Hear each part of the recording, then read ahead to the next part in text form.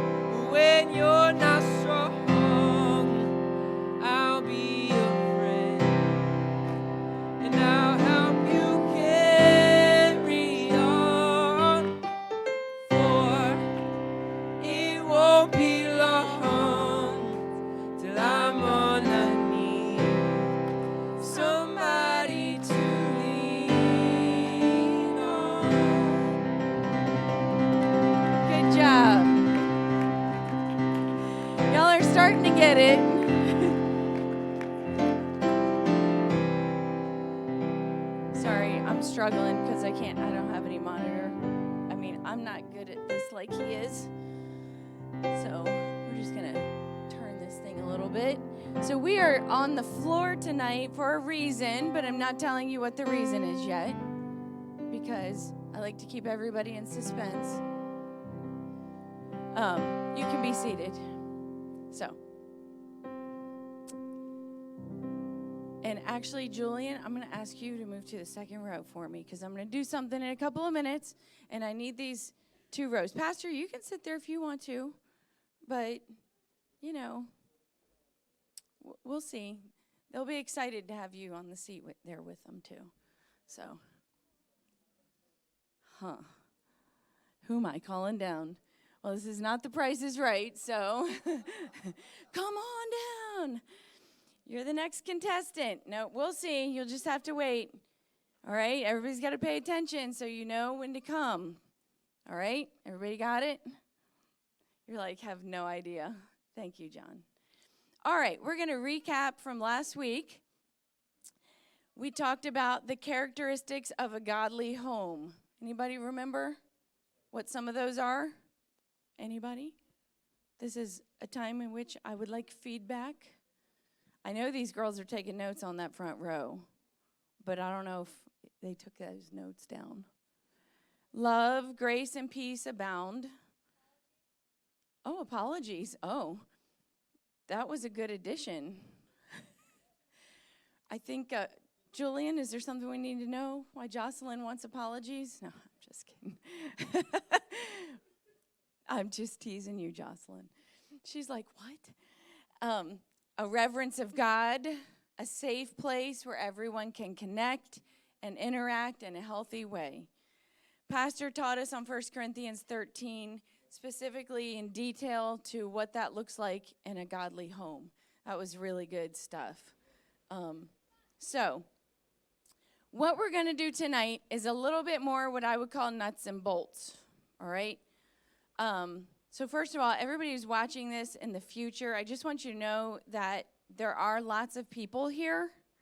It's just that right now, right here, there's looks like 3. But there's actually a lot. Anyway, I just, yeah, when you guys watch the video, you'll see what that means. So this is a little bit more nuts and bolts than we had really originally planned, but as we've talked through everything we wish to share and our passion about the Christian family, this came up and we really felt like we wanted to share all this part with you. So this is going to be a little bit more geared towards the nuclear family. Who remembers what the nuclear family is? Brother Mallory.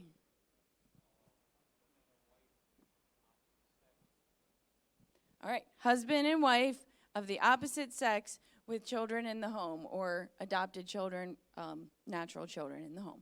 All right, this will be geared definitely towards the nuclear family. However, that doesn't mean we're tuning things out just because that season has passed for you or you have yet to get into that season.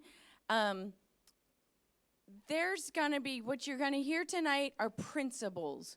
So as we go through everything, even when we talk to certain individuals that are going to be on the front row, I want you to remember the principles behind everything we're talking about tonight, all right? I want you to think about how that applies to your life, all right? But we did want to do some specific kind of hands-on type and give real-life examples on how to do this on a day-to-day basis, how to have that healthy Christian home on a regular basis. All right? So we're all going to agree nobody's tuning anything out, right? Thumbs up? Good job. All right. I want to talk to you first about something called reverse planning. This is used a lot in the business world. It's used in the military. They sometimes call it backward planning. All right? So here's what reverse planning is. When you plan in reverse, you start with your end goal and then work your way backwards from there to develop a plan of action. Backward planning involves starting with your target goal of completion, usually with a time in mind, and working back toward the present by identifying the steps needed to attain that goal in reverse chronological order. Another way to put it would be that you identify your last step and then your next to the last step and so on. What does this mean in terms of a nuclear family? What does this mean for a parent and child relationship? This means you're going to look ahead and figure out what kind of child you want to raise, what you want that child to become or be or just anything from. I don't really want to say like what type of job you think, because then you get into that mode where you hear about the parents who are pushing their kids to become the lawyer or the doctor, etc. So I don't really want you to think of it in terms of that type of thing, but what you really want that child to be. I want you to fast forward, those of you with young children, and think about the adult that you will be proud of as the parent, that you're going to look at your adult child and you're going to be very proud of that child because they became X, Y, and Z. All right? So I'm going to read you an article. This article is very specific. You'll see what I'm saying as I read through it. But there again, I want everybody listening to principle here. All right? This article was written by, she's a public speaker, and I can't remember, her name's on here somewhere. And I believe she's Catholic because when I looked her up, I noticed that she speaks at a lot of Catholic events. But I thought it was a very interesting article. I found it years ago, and some of you may have heard some of this in a leadership meeting several years ago. But I really felt to share this because I want you to think about the reverse planning happening here. Why I don't let my 4-year-old daughter wear spaghetti straps. Spaghetti straps. Those are the little tiny skinny straps, like on a tank top. My 4-year-old daughter, Ella, received a doll from a relative for Christmas that was wearing a fluffy pink skirt and a spaghetti strap tank top covered by a cute sweater. To my daughter's wild surprise, she also received the same outfit as her doll in her own size. She put on her new outfit immediately to match her doll. My daughter proceeded to try to wear that same outfit as her doll for all the days following after Christmas. Although I love the dolls and my daughter's outfits in their completion, I don't allow my daughter, my 4-year-old, or her dolls to wear spaghetti straps without something covering the tank top, or her dolls. Some may think I have gone overboard or even call me a prude, but I am parenting with an advantage. I have inside knowledge of the working relationships between parents and their teenage daughters. Since I have been speaking to teenagers and their parents for the past 15 years, I have gained an extensive knowledge of the kind of knockdown, drag-out battles that parents have with their teenage girls and their wardrobes. One of these battles could perhaps be over those spaghetti strap tank tops that are being worn without something else covering them. Now, I'll admit, when my 4-year-old attempts to wear the new spaghetti strap tank top, she doesn't look immodest to me. She still manages to look innocent and dignified. So why won't I allow my daughter to begin wearing these types of tank tops at age 4? Because the battle that she and I will inevitably have over tank tops will be a lot easier to win if the standard never changes. The same rings true for other similar types of clothing that will not protect her dignity or her mystery when she is at a more womanly stage in her life. Although it is winter and cold out, even at age 4, Ella has been testing the waters by trying to wear that tank top. She has begged me to wear it without the sweater. She has gone behind my back and asked her dad and her grandma if she can wear it. It's actually become quite amusing to watch, as I can already envision her as a teenager. I sat her down and said, Ella, we do not wear those spaghetti strap tank tops without a sweater over them because we are so beautiful and they do not protect our incredible mystery. Mom does not wear them without something over them either. It's just not something that we will allow you to do. Not now or when you're older. We chatted a bit more about it, and she said, okay, Mom, I want to protect my mystery, so I'll wear the sweater. There was no tears, no fight, just an innocent understanding and respect for me. How do I know that she even understood me? A couple days later, we went to enjoy Taco Tuesday at a restaurant in town. We were sitting at our table waiting for our food when Ella grabbed my arm and pulled me close and said, and was pointing to the hostess with the very womanly figure wearing a spaghetti strap tank top that kept sliding up to reveal her stomach. And it was accentuating and revealing her large chest. And Ella whispered in my ear, Mom, her mystery is not protected.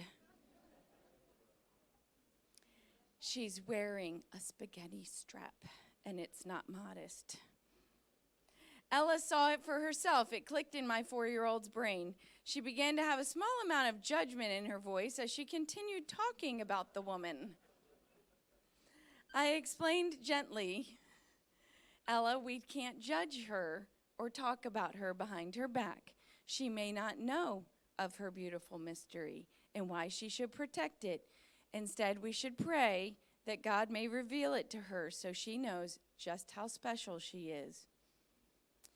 My goal with Ella isn't to restrict her, but to free her. When she is a teenager, if we do have another spaghetti strap tank top conversation, I don't think it'll be a long one.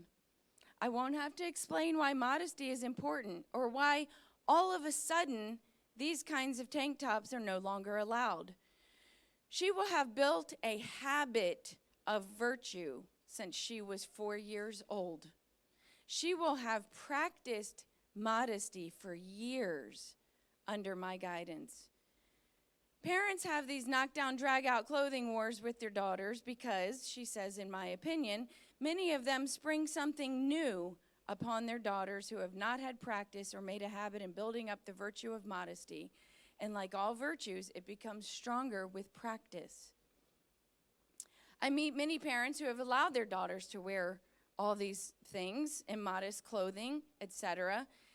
And when they were young, when their figures hadn't yet emerged, only to find out that it comes a time when they become extremely uncomfortable with their beautiful, womanly, still innocent probably, teenage daughters wearing all of this in public. Fathers are by far the ones who cringe the most when they speak to me. They know teenage boys. Every father has been a teenage boy once. They cringe at the way their daughters are dressing, but the fight is so big, they often back down, and their little girls wear whatever they want. To all the teenage girls whose parents caught you off guard with the new rules about modesty when you had never heard the word before or had no idea why it was even important, I feel for you. You have gone your whole lives thinking it was just fine to dress in clothing that has now become restricted and deemed inappropriate. Although for good reason and for your protection, I can imagine this is confusing as you look back at the many years during which you wore clothes that your parents bought for you and that you found comfort in. It must be hard to find out that those clothes are no longer acceptable for you to wear. Although I don't agree with you, I see why you attempt to fight your parents. It's very confusing. Although this may be new for some of you, your parents have a job to protect you, and modesty will protect your chastity and your dignity. It offers protection against being the lustful object in someone's gazing eye. It offers you freedom. Protecting your beautiful mystery will say to others that you demand to be noticed for who you are as a whole person, body, mind, heart, and soul. It will demand others notice the unrepeatable, irreplaceable person that you are. It has the ability to free you from use and objectification, which does not speak to your deepest desires of your feminine hearts. It frees you to be noticed and loved. I have made many mistakes as a parent and learned many lessons daily. It's a humbling thing to be a parent, but it's never too late to set things straight. There are areas that I have let slide with the result that my children have built bad habits. Sometimes it would be easier to just let them continue to slide because to change their behavior now would be extremely difficult and very time-consuming. I have to constantly remind myself that my husband and I are the biggest influences our children will have. We have the ability to influence their character and the lifelong habits that they will build. Why not make modesty a habit for our children? If you are a parent and you have failed to help your child build habits of modesty, virtue, or character, know that you're not alone.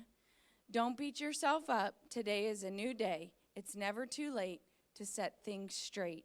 May you and I find strength and resolve in our parenting goals and never forget that we are the greatest influences our child will ever have. Everybody take a deep breath. Everybody find some principles in that article. There's a lot of really heavy principles in that article. What I want you to do is start envisioning your child, who and what you want them to be. And I want you to work that backwards. If you're a married couple, if you're an actual nuclear family with mom, dad, and children in the home, I want mom and dad to talk about this. I want you to fast forward 10 years, 15 years, 20 years. I want you to fast forward. I want you to decide what your children are going to look like when they're 20, when they're 25, when they're 15, when they're 10. I kind of thought about this while you were over there, and I thought, how many of you would love for your children to be respectful of the auditorium when they're a teenager or an adult, or have a reverence when they come into the house of God? Anybody? Anybody would love that? Okay, we're going to work that backwards. We're going to work that one backwards. If I want my 15-year-old to be respectful and reverent in the house of God, what do I want my 5-year-old doing in the house of God? The times that we run are during worship. The times that we don't run are after service, in the auditorium, knocking people over. Those are the times we don't run. All right? I'm literally serious right now. Work it backwards. Do you want your teenager to be reverent here? Then work it backwards. Your 3-year-old should not be running loose and being irreverent or running up on the platform or standing on chairs and jumping off of things after a service. Let's think about this. Oh, Sister Angie, you are really extreme. That's really extreme. Am I? How about we make a habit of being reverent? Let's make that a habit. I talked to a parent once who had a little, I think she was about 2 years old at the time, and this was her dad, and he was telling me about just the crazy attitude she already had, and she was sassy, and goodness, he can't get the iPad out of her hand. Two. Knows how to open up, slide open, put the passcode in, knows it. 2. As if he couldn't just take it away, because I guess parents are victims of their 2-year-olds. But, sorry, that was free. But he began, I said, oh, wow, you might want to be careful. Ooh, she's 2 doing those things? I said, imagine what that's going to look like at 16. And his response to me was, are you kidding? I am not remotely thinking about that.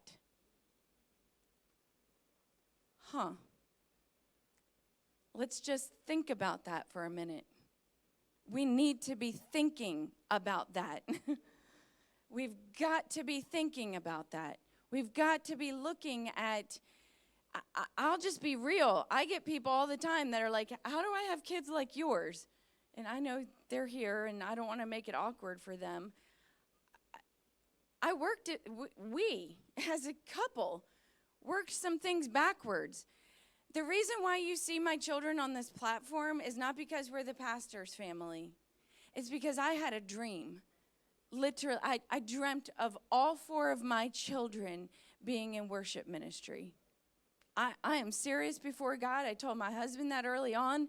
And when it came time for them to learn an instrument, we did what it took. And we paid so much money. But they got the instrument, the training and the lessons. And they learned how to pour their heart out to God, sometimes alone in their bedroom at a keyboard. And it's because I saw them as little kids and I could see them, and I fast forwarded to us. I always wanted to sing with my kids. It was just a dream I had. I don't mean a literal dream, like I woke up in the morning like, oh, I had a dream last night that everybody's on the platform. It was just a dream. It was something I always thought of and thought, that would be amazing. I don't really know how we got here, except that somewhere along the lines we worked it backwards. And we decided at 5 they were going to start piano lessons. And then we're going to start to, well, then in Sunday school, you know, they learn how to sing and do all the things. And then in youth group, they had chosen worship. And guess who was in chosen worship? My kids. Because they just, you know, because I'd push them along and say, hey, why don't you become a part of that? You're a great singer. You can do that. I worked the plan backwards. And I say I mean we. But that's, and my kids aren't perfect, so I'm not going to go down that whatever rabbit trail with you guys. We decided that the first week. I might use personal examples, but that's my frame of reference, all right?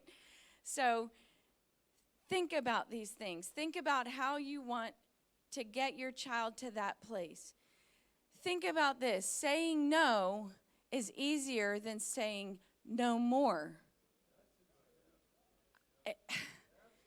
If you can say no to the 4-year-old and then keep saying no to the 8-year-old and keep saying no, instead of that, no more, we're not doing that anymore because you're so grown up now, that is confusion, and that hasn't developed any good habits in your children. Why is it that we're able to give discipline and instructions to our children with thoughts of them becoming a college graduate?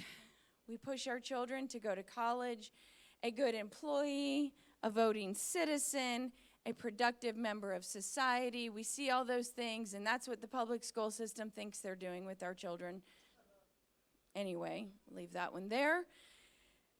But when it comes to teaching and instructing our children in holiness, in truth, in doctrine, in godly living, in character, how is it that we have become so short-sighted? We're just seeing right here, well, they're only 4. They don't need to be taught that. I just heard recently there is a parent in this church with a 1-year-old who straight up reads the Bible to that 1-year-old. That's story time. That's somebody who is doing some reverse planning right there. How is it that we become short-sighted with the spiritual things, the most important things? Do you have dreams of your child being a disciple of Jesus Christ? Do you envision your child becoming a disciple? What does that mean at 20, at 15, at 10, at 5? Do you want them involved in ministry? Do you want them to be a preacher? Do you want them to just preach? Anybody can preach. Do you want them to be in worship ministry? Do you want them winning souls? How about discipling their own friends because they're a disciple? Work your plan backwards. Your children have the amazing opportunity to never know anything different. That's powerful. It's an amazing opportunity. And I know the children sitting here may not quite see it that way. The teenagers may not quite see it that way. But I think the adulting adults in the room understand what that means. Deuteronomy 11:18, therefore you shall lay up these words in your heart and in your soul, and bind them as a sign on your hand, and they shall be as frontlets before your eyes. You shall teach them to your children. Are we on there? Oh, yay. Speaking of them, when you sit in your house, when you walk by the way, when you lie down, and when you rise up, you shall write them on the doorposts of your house and on your gates. Your home is the most important place for your children to learn these things. Well, I've heard this. What we do in the privacy of our home is our business. I'm going to give you that. That is your business. It's not my business. But I'm going to tell you there's someone else's business that it is, and that is Jesus. That's God's business right there. I don't have to be all up in your home to know, but God knows. And is He into the business of your home? Does He know what's going on in your home? Absolutely. True character and holiness are revealed when no one else is watching. That's when it's really revealed. All right. We're going to do something different. I'm going to invite all the children. We'll go down to age 4, unless you're a parent who feels like your 3-year-old will sit still. But age 4 through 12, I want you to come sit on the front row. Yep, upset the fruit basket. Come on, you got this. 4 through 12-year-olds, you're fine right there. You can stay there. Here they come. Jacob, Dennis, come on down. Look at this. How exciting. All right, come on. If we got to fill it, see? Oh, I knew somebody would do it. There's Pastor. I want to sit by Pastor. You got to do it, Theodore. Do we have enough spots? We're close. All right, you can sit right there, Josh. There we go. All right. We're going to have a special time teaching our children tonight about honor. And we're going to teach our children how to have a godly home and how to be in a Christian family. Now, I have a question for you. All right. Let's see. Who goes to a public school? Raise your hand. A couple of you? Oh. All right. All right, let's do you. Sebastian, you go to public school. So, who's your teachers?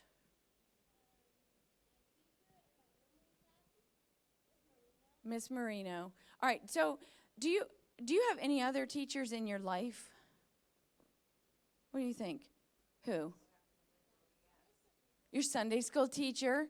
Who else is a teacher? Just a teacher. Your mom. Who else?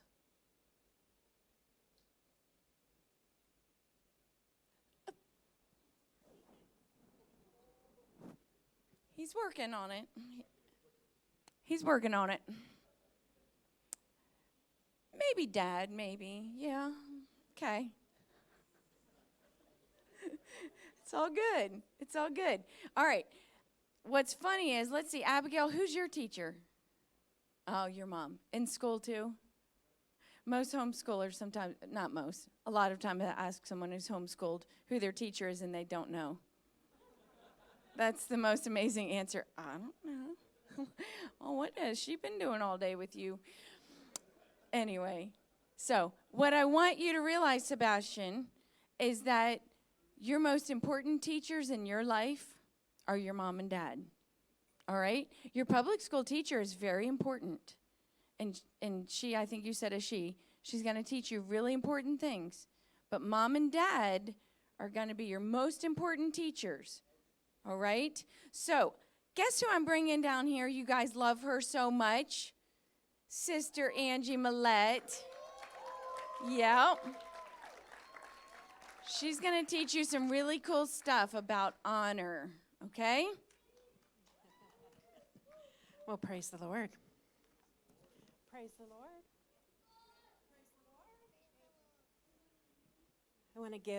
I want to thank Pastor and Sister Angie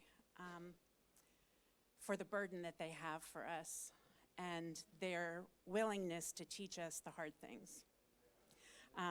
If you think that this is always fun, no. But they love us enough to tell us what we need to hear so that we have healthy families and we make it to heaven. And so I give honor to Pastor Wright and Sister Angie.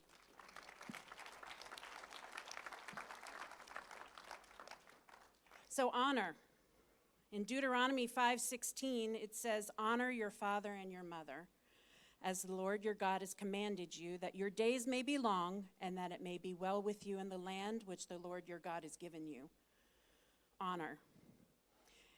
It's not only mentioned in the Old Testament, but also in the New Testament in Ephesians. And this, in Ephesians 6, it's very specific. It says children. So all the children should be like, that's me. Everybody say, that's me. That's me. Children, obey your parents the way the Lord wants. This is in the ICB. This is the right thing to do. The command says, honor your father and mother. This is the first command that has a promise with it. So he gives us a command, and then he gives us he gives you a promise. The promise is, then everything will be well with you, and you will have a long life on the earth. So it's a command. So if it's something that the Lord is telling us to do, and by the way, honor is mentioned in the Bible like over 200 times. That's a lot. So over 200 times, it's important. That means this is something very important to God, so it needs to be very important to us. So, and he specifically addressed children. This wasn't just, everybody has a mom and a dad, right? But he didn't say adults, make sure you honor your mom and your dad. It says children, obey your parents and honor your father and your mother. So, boing, I'm paying attention. Who wants to honor God? Who wants to do what God wants? Yes, we all do, right? So we need to pay attention, and we need to know, well, what does honor mean? That's a big word. Not really. It's only 5 letters? Yeah, 5 letters. But it's kind of, what is it? What's honor? Well, the Oxford Dictionary, that's a really big fancy dictionary, says to regard or treat someone with admiration or respect. Well, that's still okay. I have to respect people and I need to admire them. But honor is more than how you feel about someone. Honor is a verb. Verb means there's an action. So it's not just how you feel, it's something that you have to do. And so if it's important and it's something you have to do, you have to know what to do, right? Yeah, we want to know what to do because we want to make God happy, right? Everyone, yes, we want to make God happy. So actions speak louder than words. I just said we honor Pastor and Sister Angie. And that's important to use our words to say that. But my actions and how I act and how we act speak so much louder than what we say from our mouth. So it's very important to not only say things that sound good, but to actually do and understand what they mean so that we can actually do them. And that's what we're going to do tonight. We're going to find out what does it mean to honor. So honor, we can kind of break it down into 3 things. Treating people as special. Treating people as special. That's honor. Doing more than what is expected. Not what you're asked, but more than what you're asked. And then having a good attitude. Whew, that's a hard one sometimes. Not always easy to have a good attitude, but we should have a good attitude in everything that we do. So we're going to talk about these 3 things because this is how we honor. This is how we do what the Lord has commanded us to do, which is to honor our father and mother. But we're going to learn later that the reason we start with our mom and dad is because honor is really a part of everyday life and every relationship we will ever have. So he instructs us as a child because he wants us to learn young, because it's going to take us through our entire life. So treating people as special, how do we do that? How do we treat someone special? First and foremost, we can use our manners. Let me hear everybody say please. Please. Oh, you guys do that so well. How about thank you? Thank you. Oh, you guys are so good at that. Please and thank you. Do you know that goes a long way? When you want somebody to do something for you, you don't say, get me a glass of water. What? No. Please, can I have a glass of water? That sounds so much nicer, doesn't it? It sounds so much nicer. So using please, and then when you get that glass of water, you don't just run off and go play. You're like, oh, thank you for getting me that glass of water. It's showing that you appreciate that they did something for you. Manners, they go a long way. Holding the door. When you're running into the building and you come running in the door, pause and see if there's somebody behind you and make sure that they get the door before you continue in. It's little things, but you know what it says? I honor you. You mean something to me, and I'm going to treat you as special. Oh, this one. Let me see everybody smile. Do you know that, Elizabeth, where's your smile? You have such a beautiful smile. Looking someone in the eye and smiling when you talk to them, that makes someone feel so special. You are letting them know you are important to me. You're important enough to me that my attention is right on you while I'm speaking to you. I'm going to look you in the eye and I'm going to smile because I'm happy that I'm talking to you. This is a pleasant conversation that we're having, and it doesn't cost anything. Do you know that smiling is ministering? I can tell, let me see, Anthony, I can smile at Anthony across the room and he knows that I care about him. And he's way back there, right? He knows. Oh, Sister Angie, she cares about me. She's smiling at me. Smile is free, and it makes people feel special because you took the time to look them in the eye and smile. Let me see those smiles. I love them. You guys have such awesome smiles. Oh, I like this one. This is Sister Angie's favorite. Give a hug. Or a fist bump, if you'd rather give a fist bump. To me, there is nothing better than a hug. A fist bump. Something that says, hey, I got you. I got you. If you need somebody, I'm that person. I'm here. It's encouraging. I've got a friend. They gave me a fist bump, or they care enough, they gave me a hug. It's making them feel special, treating them as special. Give someone a compliment or an encouraging word. I like your shirt. That dress, it's beautiful. I love it. Mom, this dinner is delicious. I love it. Thank you so much for making this dinner for me. That took like 10 seconds. And you know what? We feel special. Oh, she likes that dress. Next time I put it on, I'm going to think of Sister Angie because she thinks she likes my dress. Or Mom, next time she's going to make dinner, she's like, oh, I remember I made this dinner and Levi loved it, so I'm going to make it again. It's going to make him happy. See how this works? Little things. Oh, here's another big one. Help without being asked and when it's not your responsibility. Woo. You're just going to help. Mom, is there anything I can do for you today? Dad, you're out in the yard working. Can I help you? He doesn't have to ask. You're asking him. Wow. Dads, what did you think about that? Moms? Yeah. Those little things. What can I do to help you? Oh, here's one. How many of you have brothers and sisters? Oh, yeah. Let your sibling play the game they want first. That's a tough one. It's not my favorite game, but I'm going to let you play the game you want first. And I'm going to have fun doing it, even though it's not my favorite. These are ways that we can treat people as special. Can you guys do that? Can you do that? Yeah, these things aren't hard. Honor is not hard. We just have to know, and we just have to do it. We have to think about it. It's not about what I want. It's about how do I make the person that I'm with feel special. Doing more than what's expected. So how many of you have to make your bed when you wake up in the morning? How many of you have to make your bed, but your mom always has to remind you? How many of you have to make your bed and your mom has to remind you like 3 times?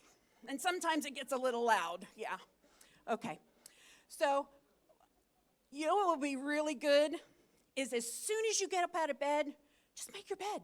Just make it right away. Mom comes in the room. Whoa, that bed is already made. How awesome is that? If you have some dirty clothes, pick them up and put them in the hamper. Maybe take a look underneath the bed. Is there some stuff that kind of found its way under there that maybe I can take and put away? How do you think Mom and Dad would feel if you did that without having to be asked? Oh, I see you smiling. You know, they would be happy, wouldn't they? Yes, this is doing more than what is expected. And instead of Mom being, oh, do it, and they kind of get a little angry sometimes, they're going to come in, they're going to be, oh, I am so pleased with you. You're going to make her feel special just by doing the things you know that you should do. Oh, here's one. You're thirsty. You're going to go get a snack or a drink. Instead of just getting one for yourself, ask your brother or sister or mom and dad, hey, you guys want something to drink? Do you want you want an apple? I'll get one for you. Wow, that's nice, right? You had your drink, and you're bringing your cup to the sink, and we all know you're not just going to put your cup in the sink. You're going to wash it, right? You're going to wash the cup that you used. Well, there's a few other cups on the side of the sink. They weren't yours. But guess what you should do? Oh, say it louder. Wash them. That's right. You should wash them. But they weren't mine. Well, that's doing more than what is expected, right? I'm here, I'm washing my dish. I see this dish, sure, I'll wash it. Mom comes in to do the dishes. Wow, there are no dishes in the sink. How awesome is that? Here's one that we all can do. Church is over, and we are leaving to go home. And we see a piece of trash on the floor or an empty bottle on the chair. Pick it up and bring it to the trash can. But it's not mine. That's okay. If we all pick up the trash that we see, guess what? When someone comes to clean the sanctuary, it's going to be a breeze. It's going to be so easy because we did more than was expected, and we took care of it. Easy. Who can pick up trash when they see it? Yes, we can all do that, right? Okay, you guys ready? Because here's a little bit of the hard part. Everything we just talked about, we should do. But here's the thing. Your attitude.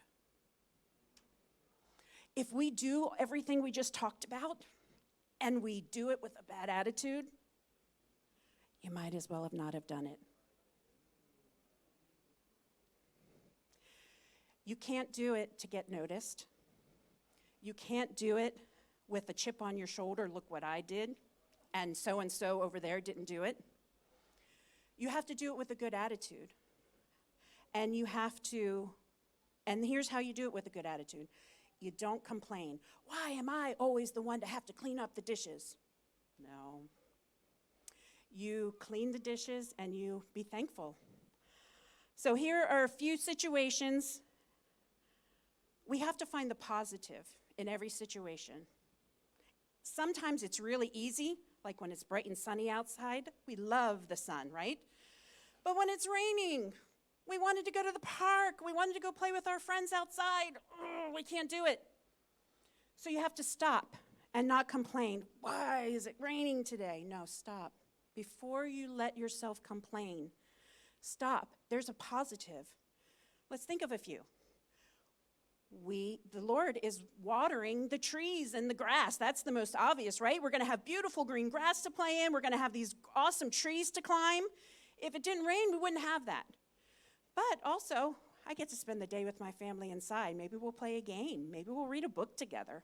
There are some fun things on a rainy day that you might get to do that wouldn't happen otherwise. So no complaining. Look for the good in the situation. Mom says it's time to clean the house, but I really want to play a video game.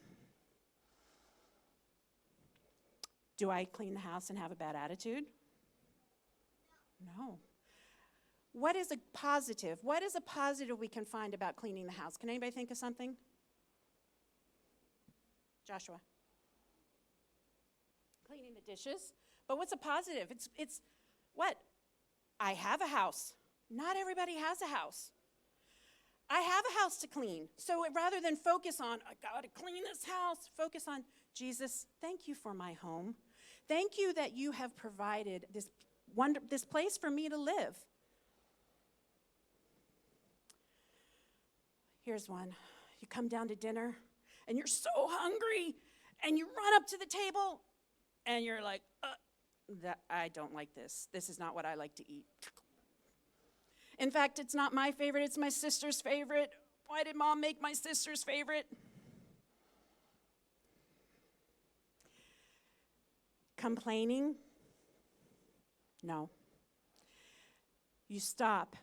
Stop yourself. When that thought comes into your mind, you have control, stop for a moment and think, okay, it's not my favorite, but Mom will make my favorite because she does, because she loves me, right? It's just not tonight. And I'm thankful I have food to eat because not every child has food to eat. And I'm thankful that I'm here with my family and I get to eat this dinner. And I'm really thankful that my sister got her favorite tonight. That's so awesome. So everything, just stop. No complaining. That is important in having a good attitude. Second one is don't argue. Sometimes we have to let others choose first. It can't always be our way.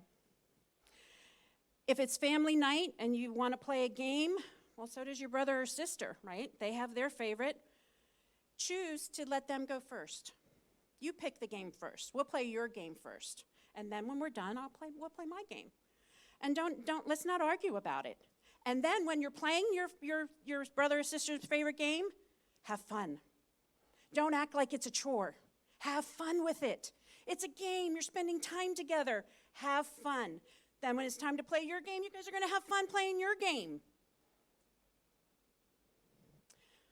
Your mom and dad, you guys went to a friend's house, but now it's time to leave. The dreaded time to go home. Nobody ever wants to go home. You're having too much fun. You don't want to go home. How many of you have, well, don't raise your hand, but you're, no, I don't want to go home. I want to stay. No, please, another 15 minutes. Let's try something a little bit different. Mom and dad say, come on, it's time to go home. Just go and get your things, put your shoes on, thank the family that you were visiting with. I had so much fun, thank you. Go to the car, no arguing, it's awesome.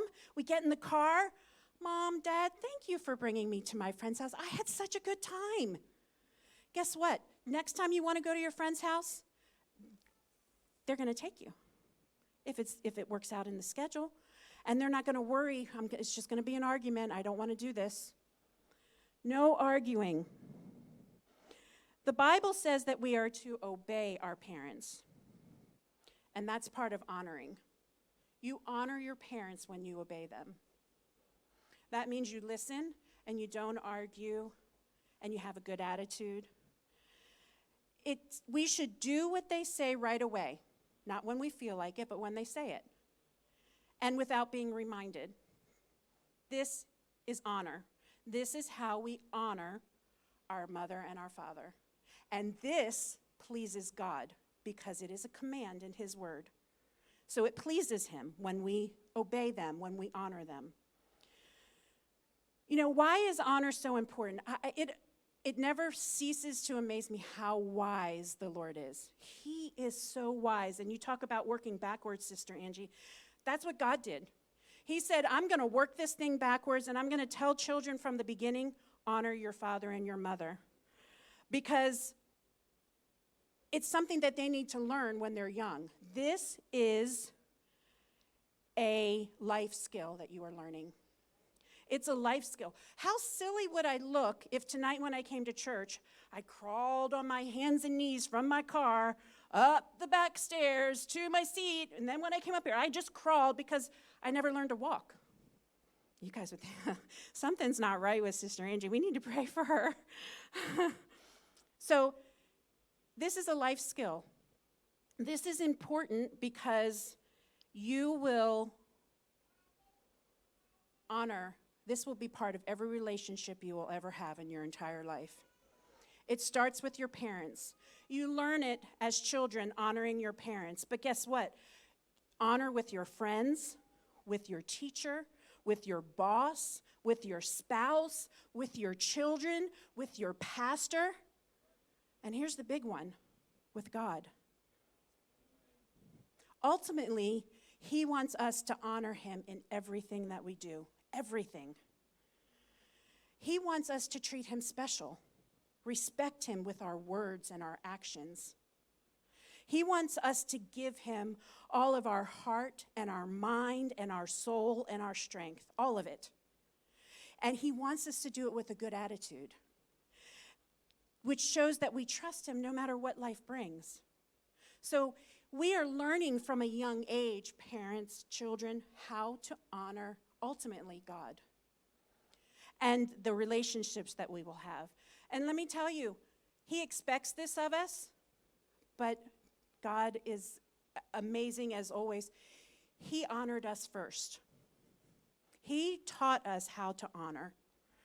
He treated us as special by loving us before we even knew him.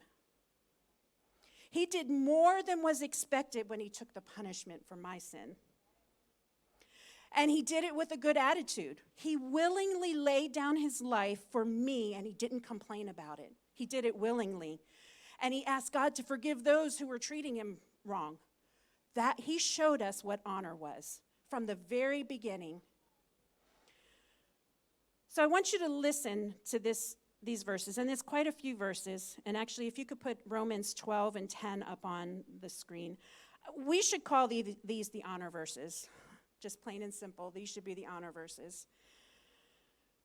It says, love each other like brothers and sisters. Give your brothers and sisters more honor than you want for yourselves.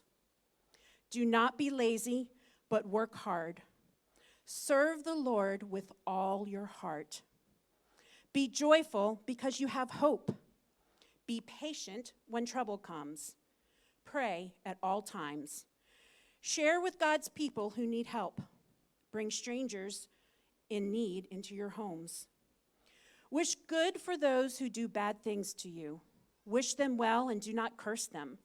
Be happy with those who are happy, and be sad with those who are sad. Live together in peace with each other. Do not be proud, but make friends with those who seem unimportant. Do not think how smart you are. If someone does you wrong, do not pay him back with doing wrong to him. Try to do what is right. Do your best to live in peace with everyone. My friends, do not try to punish others when they wrong you. Wait for God to punish them. It is written, I am the one who punishes. I will pay people back, said the Lord. But this is what we should do. If your enemy is hungry, feed him. If your enemy is thirsty, give him to drink. This is what honor is. Honestly, it's about being a servant, which is Jesus was a servant, and we are instructed to serve others. But it starts now as children. You are learning how to be a servant to God, how to be a servant to others by honoring your mom and your dad. Now, everybody look at me. Everybody look here. Let me see, what color eyes do I have? Everybody look at me. How many of you think you can do this? Let me see. Can you do this at home? Can you honor? Yes, we can do this. This is something that we can do. Every day, we can work on this. And when we have a bad day, what do? When we don't honor, what do? Who can tell me? What do? We pray and we repent, right? When we make a mistake, what do? We just have to repent and do it and start again. So there will be times, there are times even as adult, I don't honor the way I should. I wish I could say I do it all the time, but I don't. But you know what? It's okay because I'm human, and because when I mess up, Jesus, I'm so sorry. The way I acted was wrong, and I didn't want to act that way. Help me to be honoring towards others. That's what you can do. It's okay. Just repent, tell God you're sorry, and let's start again, okay? So who can do this? Honor is important because it's important to Jesus. So let's agree to honor God by honoring others. Can we do that? Yes. Awesome. You guys are awesome. You can go sit with you can go back and sit with your parents.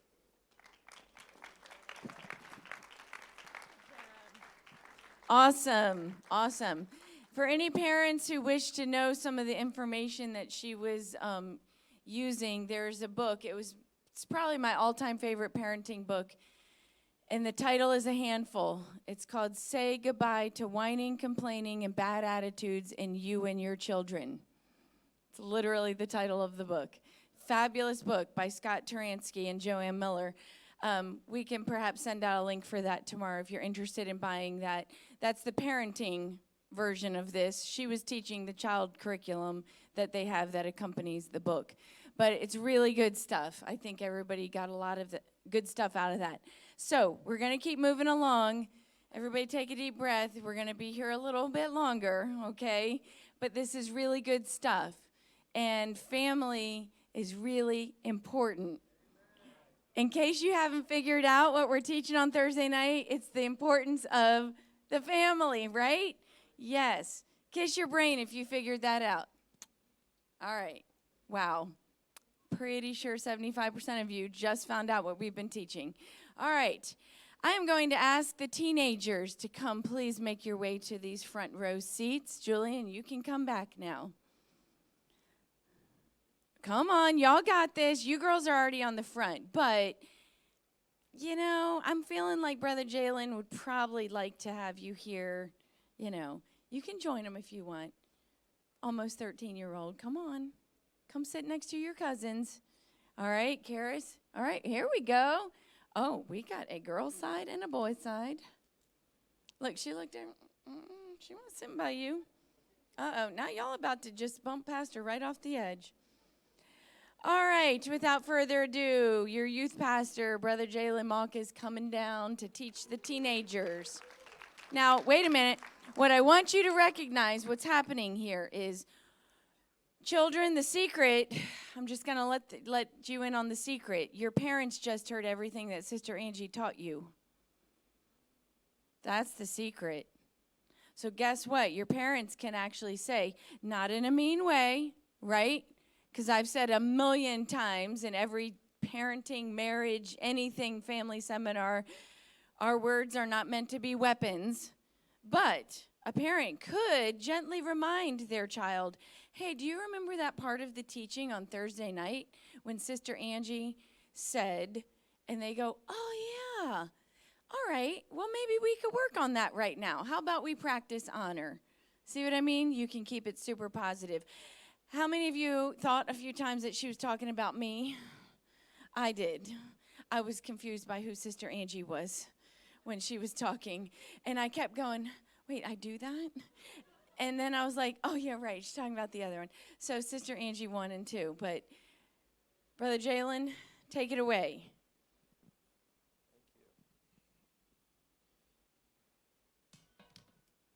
I'm going to give a few more youth an opportunity to come down front if they would like. Also, any 18, and I'll open up to some 19-year-olds as well if you'd like to venture down front. Just being honest, this is something that any young adult can benefit from. In fact, this is something that any adult can benefit from because it's just principles. So I'm going to give you another chance if you want to come down front to be a part of the youth-focused session. But if you want to stay where you're seated, that's fine as well, just giving you another opportunity. Anyone want to tell me what we're talking about tonight? Big fat guess. Honor. I didn't hear you. One more time. Thank you from the from the side support. All right, so this is going to be youth focused session. Hey, what's going on, fellas?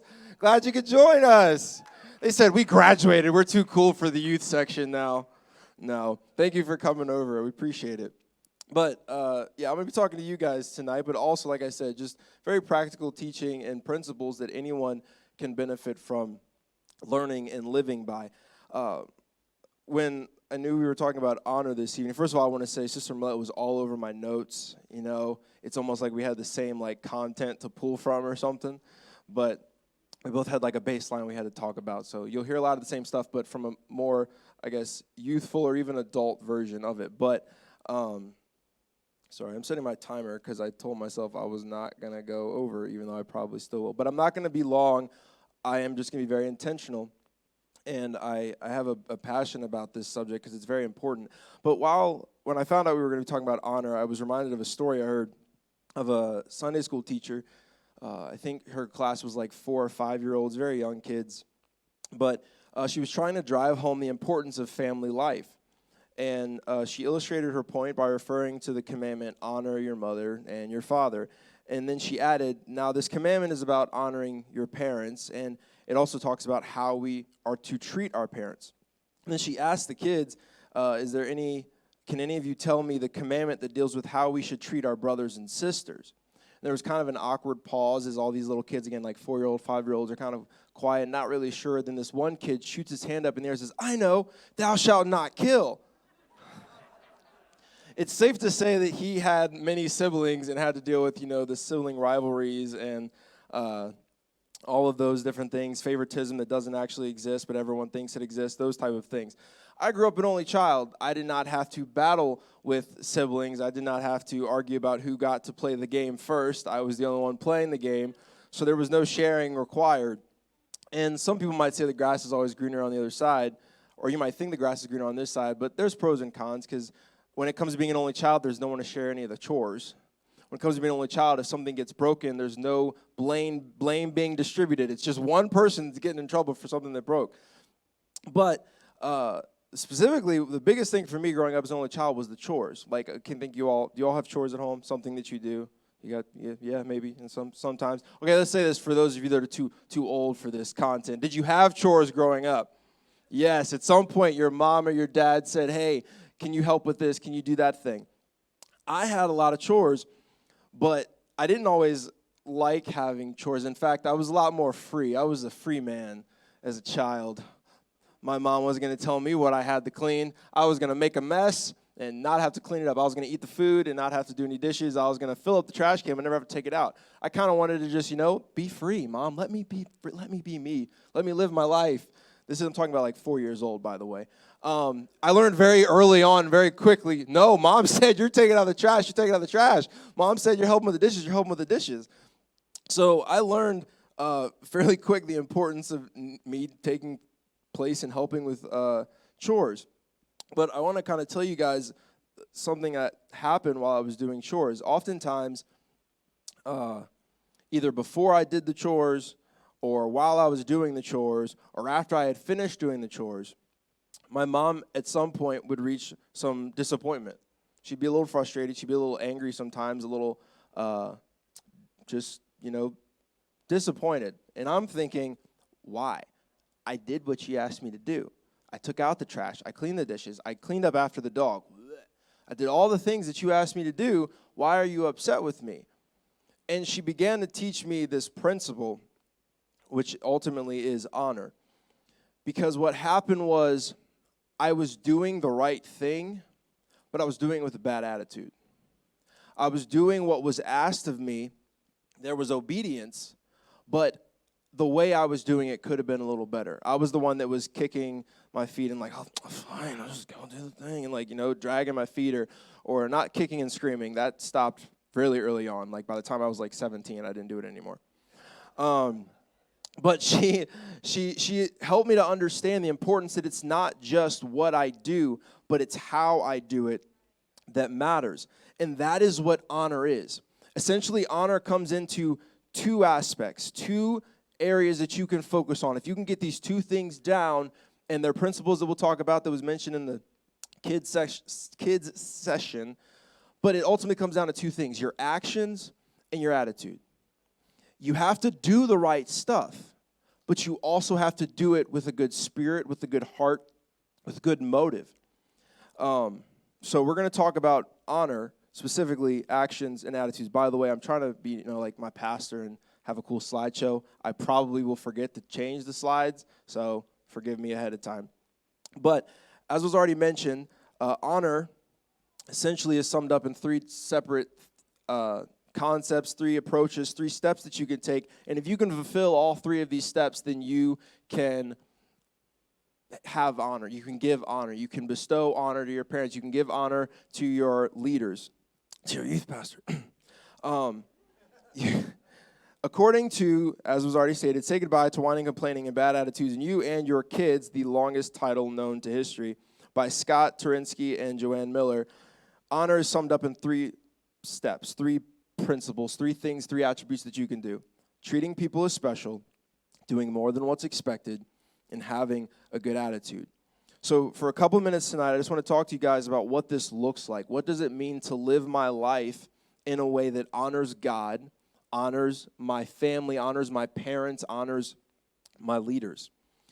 And so as I said, honor, you've got two sides of it, action and attitude. So real quick, I'm not going to spend much time on action because we all know when it comes to teenagers, we've got the action stuff down, right? We're going to focus more on that other side of the topic that we all are really excited to talk about, the other A in the title. But anyway, honor through my actions, treating people as special and doing more than what's expected. Romans chapter 12, verse 10 says, be kindly affectioned one to another with brotherly love and honor, preferring one another. In other words, putting someone above myself, putting their needs before mine, lifting them up above myself, thinking about them before I think about myself. This scripture is telling us that this is how we can give honor. This is how we can present honor. It's not just about awards. It's not just about saying, thank you, I'm honoring so-and-so today because of their efforts. But it's saying, I'm going to put what I want second and what you want first. I'm going to put what I need second and what you need first. And in order to treat someone special, in order to honor someone, we must treat them special. That's what the principle says, is treating people special is a way of honoring people.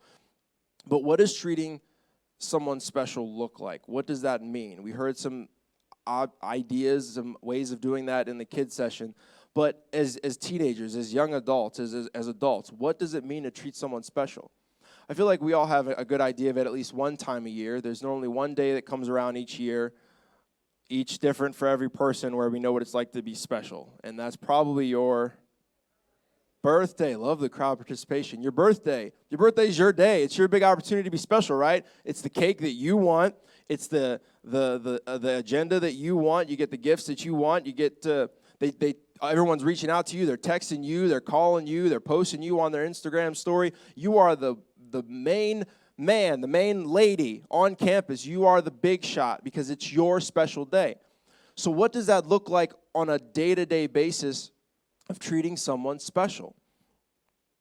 Kind of want to take a left turn. You've all heard of Real Colors, right? Y'all know Real Colors. We're going to get a youth version of this out there. You're all going to get to participate and know your own if you haven't already figured yours out. But for everyone else in here, is anyone, raise your hand if you've done Real Colors, if you know what that is. You know, the blues. Okay, good bit of you. So it's like personality types. But let me ask you this one. Have you ever heard of love languages? Ever heard of those? Okay, so we've got some of you. Now, I'm not talking about like youth, boyfriend, girlfriend, that kind of like, hey, what's up? I know your love language. Like, no, I'm talking about like the way that you best receive love, the way that you best give love. There's 5 love languages. I'm not teaching on it, just giving you a short synopsis to get to a story that from my childhood. You have physical touch, gifts, words of affirmation, quality time, and acts of service. And what this means is that a person receives love the best when one of those is being met, or they give love the most naturally through one of those outlets. For me, growing up, I was huge words of affirmation. I needed to hear that you loved me. I needed to hear that I was doing a good job. I needed to hear, attaboy, I'm so proud of you. That's what I needed to know to receive love. My mom, total opposite. She was acts of service. She was the type that said, if you love me, your actions will follow suit. If you love me, you will do this. Your words aren't enough. I appreciate them, but I need more. And so growing up, we had a little bit of a struggle with communication sometimes because I'm out here pouring my heart out. I'm drawing her a little I love you card, sliding it under her door when I made her mad, and I meant every word of that I. Literally, I drew an I and then a heart and then a U. I meant every word. I meant it. And I would apologize, or I'd talk to her in person, and I'd say, Mom, I love you, thank you so much, or she'd give me words of whatever it was. Like, I meant it. But because of my mom's upbringing, because of her experience, because of what she went through, for her, words were kind of cheap. Words didn't have much of an impact. So when I did that, it meant a lot because it's her son saying, I love you. But it wasn't as big of an impact if I did things for her. And the same regard goes when I didn't do things for her. For example, great morning. I love you, Mom. She loves me. We're having great eggs, bacon, pancakes, wonderful Saturday morning breakfast. Jalen forgot to take the trash out.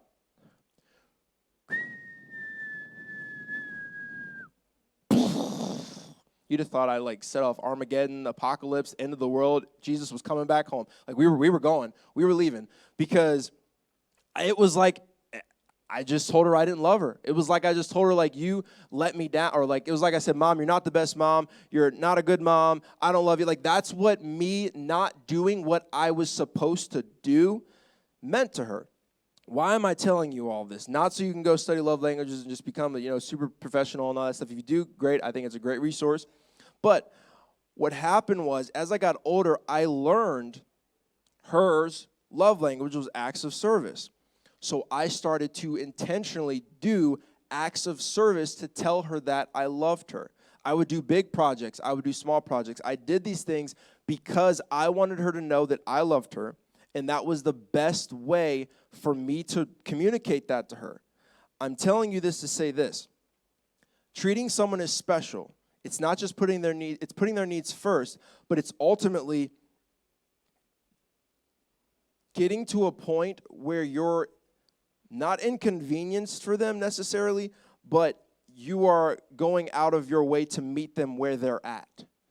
It was not natural for me to do acts of service. I can't stand acts of service. I do not want to spend my time fixing something, building something. I don't know. I will pay someone else to do it. But I knew that's what meant a lot to my mom, so I would start doing projects around the house because I knew that's what mattered to her. It was not easy for me to give that, but I gave it to her because I knew it mattered, and I wanted her to feel special. I'm telling you all this to say, making someone feel special or going above and beyond, these are important aspects of honoring, and it's not something that's meant to be convenient. It's not something that's meant to be easy. If it was easy, we'd all be doing it and everyone would have the star on their chest. It's not something that's meant to be easy. It's challenging. But if we decide to go that extra step and go out of our way and communicate something to someone that might not be the easiest way for us to communicate it, again, the love language stuff. That was me trying to communicate to my mom what she needed to hear, me trying to honor her, not by just doing what's easy for me. It's easy for me to do a quick 5-minute chore. It's easy for me to just write her a love note and say, Mom, I love you and appreciate you. And I would do that as a kid.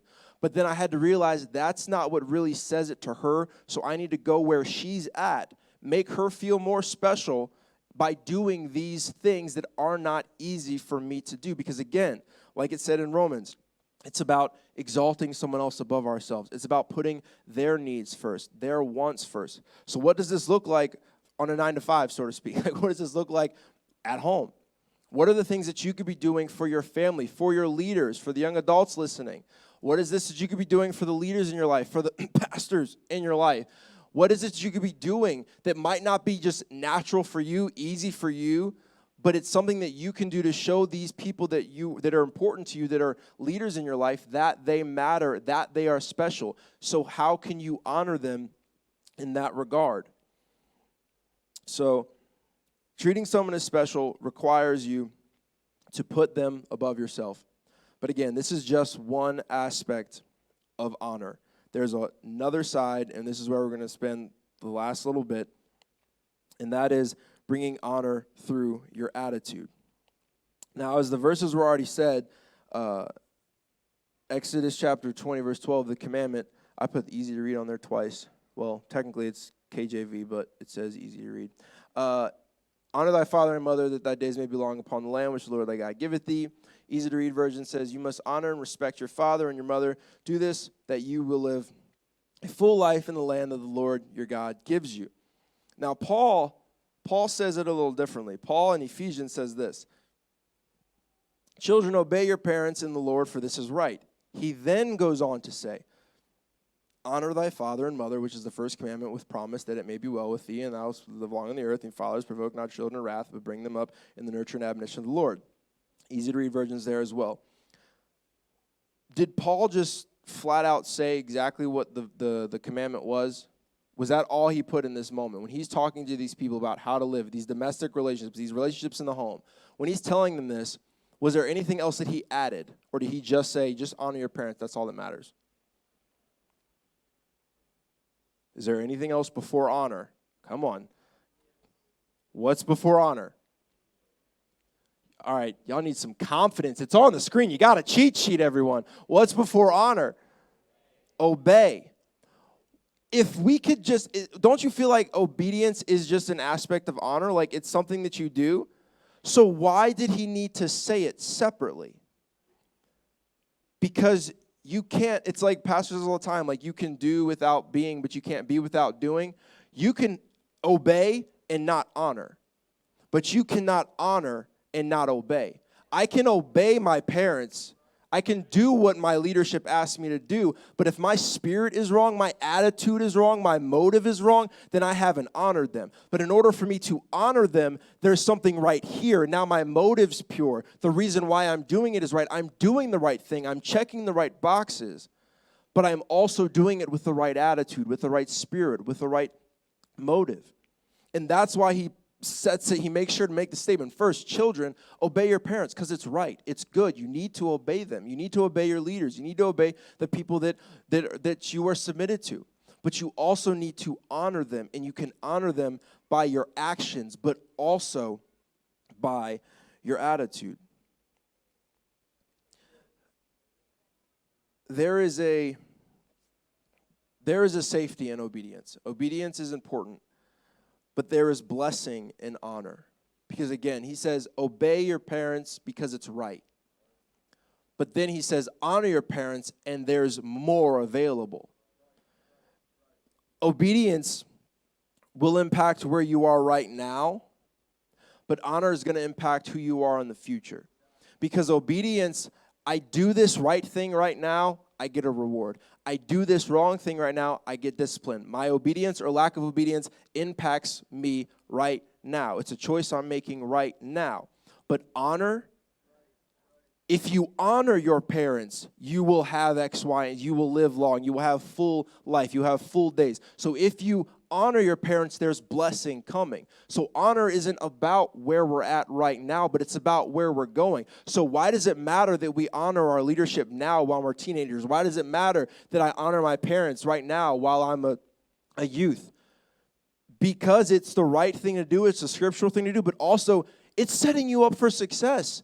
It is fighting the battles for the future. It is blessing you and covering you in your future. It's taking care of things that you don't see right now. Obedience deals with right now. Honor deals with tomorrow. So why is honor so important? Because it's about helping you become who you're called to be in the future. You learn these principles now as a teenager. There's no telling what you'll be doing by the time you're my age, what your spirit would be, your attitude would be. It took me so long to get my motive right. I had the actions down. I had the doing the right thing down. I had the helping volunteer and the cleaning this and cleaning that and doing this and that. But my motive was so wrong. My attitude, most of the time I was doing it, I'm complaining to myself. I'm like, oh, I don't want to do this. Why can't someone else do this?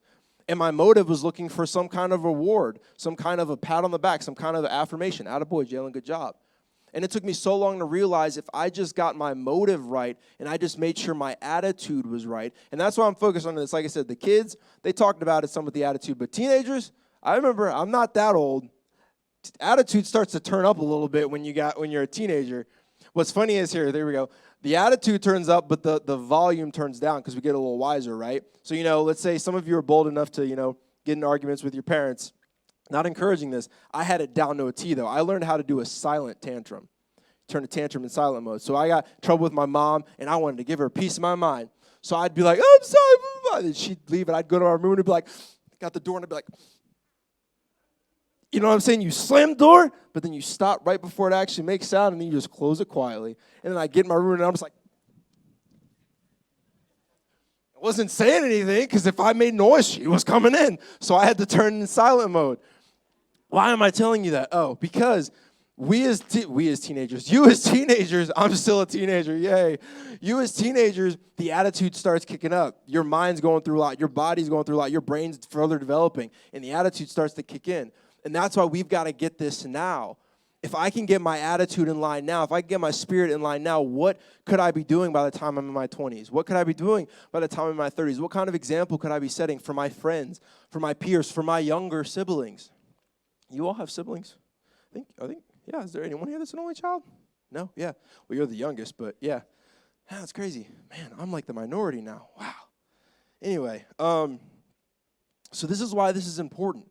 But last thing, And this is what this is the part that's the hardest when it comes to keeping our attitude right. When things are good, it's easy to keep the right motive. It's easy to keep the right attitude, right? You know, it's like things are good, parents are great. I got A's on my report card. They're happy with me. I'm happy with them. They got me the gift I wanted. Everything's awesome. I'm definitely the favorite sibling. Like, life's great. It's easy to honor them at that point. But what happens when your parent has a bad day? And they have bad days. What happens when they had a long day at work and they come home a little more frustrated than normal, or they got a little chip on their shoulder? I'm saying all this in front of you and in front of your parents and anyone else that's listening, because there's not one single parent here that does not have a bad day. My mom, I will put my mom's love for me up against any mother in the world. I know for a fact my mom loves and loved me growing up. But she had problems. She had her past. She had her frustration. She had people at work that would drive her crazy. And so sometimes she'd have a bad day. And sometimes that meant there was attitude in the house. Sometimes that meant there was frustration. Sometimes that meant I did the wrong thing, just a small thing, but because of my proximity to her, it just made this big ordeal. So what happens? So does that mean I don't have to honor them then? I mean, why should I honor my parent? They've got an attitude. Why should I honor my leadership? They're abusing their power. Why should I honor this? Why should I honor my father? He left me when I was 2. Why should I honor my parents if they don't deserve it? If they're doing something that I don't need to honor them. That'd be the easy way out. But like I said, honor is not just, it's almost like they talk about with forgiveness, how we forgive for them. We forgive so they can, if they need to move on and they need our forgiveness for that, then yes, we forgive them. But I'm also forgiving for myself. And that's my point with honor, it blesses them and it's helping them, but it's also keeping you safe. It's preparing you for your future. It's fighting the battles for tomorrow. So if you learn now, when my parent has a bad day, I'm still going to honor them. I'm still going to respect them. I'm still going to love them, despite what it looks like. What kind of future are you preparing yourself for? I'll give you a biblical example, then I'm done, of someone that understood this, and you can see the blessings from his honor. And I'll give you all one opportunity to guess who I'm going to talk about. What? Come on, it's me, guys. No. I actually was going to say that, but I'm not. Come on, who do I always talk about, guys? You're embarrassing me in front of the church. Starts with a D. David, there we go. I'm sorry, I said before I said it starts with a D. David, just a very quick study shows he was not loved by his family. If you look up when his father talks about him to Samuel, first of all, David's not even invited to the meeting. But when Jesse talks about David, he says the word youngest. If you look up what that word translates to, it's not actually how we say youngest, as in he was the baby or his age was he was just small. It's like basically saying he was worthless. The extra, the runt, the one that I put him out with the sheep because I just need to get him out of the way. He was not valued by his family. He wasn't valued by his brothers, by his father.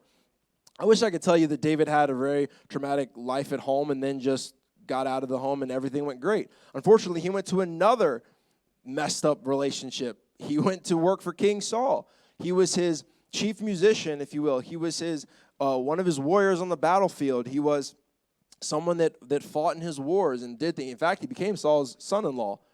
Hopefully, I don't ever, make my father-in-law that upset with me. But he was Saul's son-in-law. He did a lot for Saul, a lot with Saul. But see, Saul got bitter. Saul got frustrated. Saul didn't like what David was doing. He didn't like the people singing about David. He didn't like how much the people liked David. And Saul got threatened by David. And so Saul starts to try to take David's life. He tried to take his life while he was sleeping in his own home. Thankfully, David left and fled in time. He tried to take his life by chasing him to caves. He tried chasing him through other countries. He was all over the place trying to take this man's life, multiple times of trying to take this man's life. But one of the first times he tries to take his life, David is there serving Saul. He's doing the right thing. Again, David didn't ask for any of this. He's there serving Saul. He's there playing music for Saul because Saul is troubled. And Saul gets a javelin and throws it at David with an attempt to kill him and pin him to the wall. And this was multiple times that this happened. That's crazy enough to think about that. Someone tries to throw a spear at me one time, I don't think I'm coming back. I got the message the first time, but David submitted and stayed. There was honor in that. And so David goes back. But here's what's amazing. If you go back and read it, it's in, I think it's 1 Samuel 8, 19. Go read 1 Samuel 19. I'm not going to read it now for the sake of time because I really am finishing up. Go read what happens. David was a man of war. He's also a man of practice. Everything that David did, he got good at. And so it's safe to say that David, if he's a man of war, he knew how to work a javelin. He probably knew how to work a spear, knew how to work a sword, knew how to work a shield. He was a man of war. But guess what happens when Saul throws his spear at him? It doesn't say that David grabbed the closest object and blocked it and deflected the spear somewhere else. He didn't go on the defensive. It doesn't say that Saul threw the spear and David quickly reflex, boom, ninja style, grabs it, spins around, chucks it back at Saul and pinned him to the wall. He didn't go on the offensive. It simply says he got out of the way. He just dodged it. He just moved and he got out. What does that look like for us today? Can I say that every time javelins are thrown at me, I'm getting attitude from people that I didn't do anything wrong to, or my parents are having a bad day and it's causing inconvenience in my life? Can I say that when those spears are coming at me, I just got out of the way? I just said, Lord, they're struggling today. I pray for them. Or do I kind of go on the defensive? It wasn't me. At least I did my chores. Go ask the other sibling. They didn't do that. I deflect and point it somewhere else. Or I go on the offensive and I say, well, you, blah, blah, blah, blah, blah, and yada, yada, yada, mom or dad or so-and-so. Or do I point fingers at someone else and try to protect myself? But what would happen if we could say, when those javelins are thrown at us, when those spears are coming at us, when people's words are coming at us, when our parents are upset and they're frustrated and things are bad, and they're honestly don't deserve the honor or don't deserve the respect or whatever they're doing, we're just like, why should I honor you? What would happen if we decided, I'm going to just get out of the way? Not saying you go run and flee and run away from home. That's not what I'm telling you. I'm telling you what would happen if you decided, God, for my sake and for their sake, I'm going to honor them, I'm going to respect them. Because here's the reality, and this is why David understood this. God put Saul in that position. Man asked for Saul, but God allowed it. And David said, I can't touch this man because he's anointed of God, and God put him in there. So every single one of you, I don't know what your relationship is with your parents, which ones you're close to, which ones you're not, which ones you wish you were close. I know a pretty good bit for most of you, but at the end of the day, you know more than anyone else where you're at with your parents, with your leaders. So I want to encourage you. The same way David, in this moment, he had every right to just get out of the way. And in fact, he could have had his men come and take out Saul. He could have taken out Saul himself. But he said, no, this is who God's put in my life. I'm going to do what I need to do to respect and honor them. So what happens in your lives when those parents do those things, when they're just like having a bad day and you're like, wow, you never gave me that attention, or you didn't do that for me, or why am I always the one in trouble, or why are you always upset at me, or when that leader asks you to do something, you're like, I just got asked. When the media director asked you to be on lyrics and graphics again after you just did it. I don't know who that guy is. We got to get someone else in that department. I'm just kidding. Man, I definitely thought I was going to get some laughs on that. I'm the media director, in case you didn't understand. Then just say, all right, they must be short-staffed or something. I'm sure there's a reason. I'm going to help out. I'm not saying she's done that. She's amazing at graphics. But that's my point, is what happens if we just decide, I'm going to just get out of the way and I'm going to honor them, because there's blessing in it for me, but it's also the biblical thing to do. It's the right thing to do. It's not about how I feel, which is why it's so important for us to get our attitude in check now. There's going to be times I don't feel like honoring my parents. I don't feel like honoring my leaders because of something they did, something they said, something they didn't do, something they didn't say. But I'm going to do it because it's the right thing to do. And again, like I said, look at David's life. He made mistakes moving on in the future, but he is known as one of the greatest kings to ever rule Israel. And it's his family lineage that goes all the way to Jesus. And there was future blessing in the honor that David showed the family that he had and the leaders that he had, despite what he was going through. So I want to encourage you this evening to remember the importance of honor, to remember the importance of obedience, but also remember that you can obey and stop there, and it's not really going to help you a whole lot. But if you decide, I'm going to obey, but I'm also going to have a right attitude, and therefore I'm going to honor them, you have nothing to lose and everything to gain. So, in Jesus' name.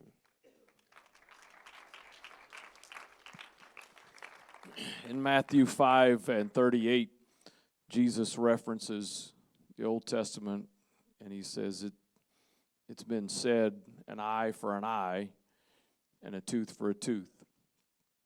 And he was referencing what was intended to be a principle to guide judicial proceedings.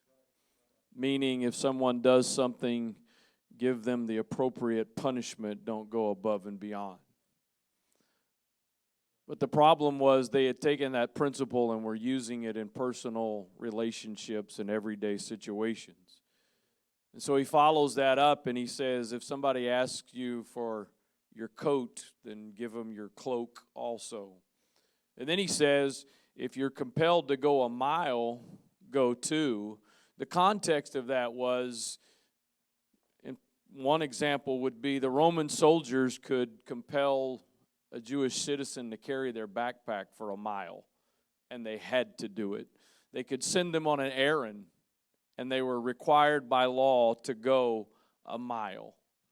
And so Jesus says, rather than going a mile when you're asked to do this, go an extra mile. But notice he was asking them to go above and beyond, not for someone they had an emotional connection to. It wasn't someone they loved. It wasn't someone they had this great relationship with. In fact, he was asking them, telling them, go above and beyond for people you don't like.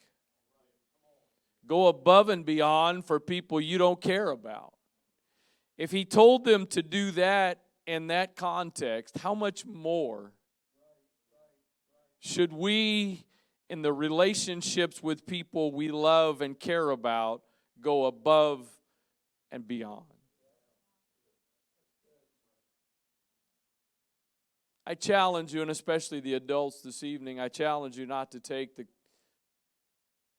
topic of honoring tonight, and well, that's a cute, nice concept. If you've been listening, you hear that it is a biblical principle that matters to God. And therefore, it should matter to us.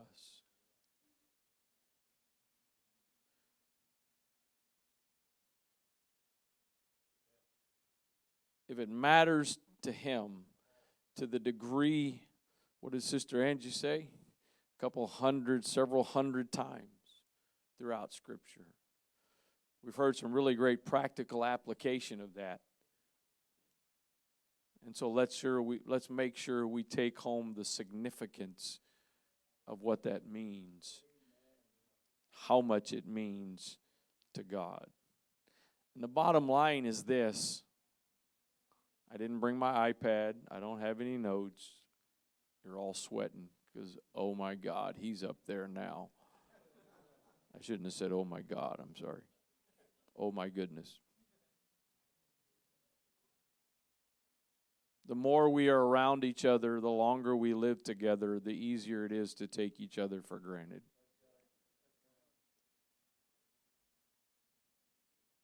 Honoring should never stop. It may take on different forms and fashions. It may be like trying to help them find the glasses that are on top of their head. And things that they,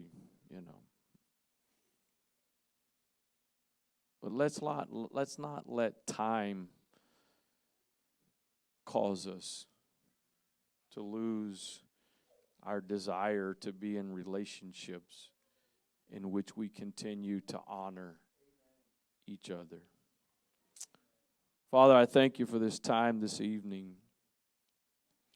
Lord, it's been communicated tonight, and I trust that in the last couple of weeks it's been communicated because your word is full of the significance and the importance of the relationships that we're in.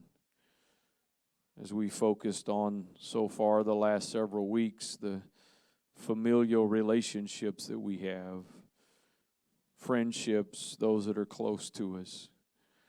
Help us, Lord. Lord, it's easy in a lot of different ways, and it's just as easy in this regard, in this area, to allow the attitudes, the actions, the mindsets of the world to become ours. to allow ourselves to be influenced by the way the world does things, by the way the world treats each other, by the way families are in the world. But Lord, you all throughout your word instructed us, challenged us, gave us principles to live by, to govern how we conduct ourselves in the most personal and significant relationships in our lives. I pray, Lord, that what's been spoken this evening, those that will watch this in the future, that this will be seeds that would fall on good ground, that would produce a harvest in our lives, that it will sow seeds of blessing, as we've heard, for our futures. In Jesus' name, amen.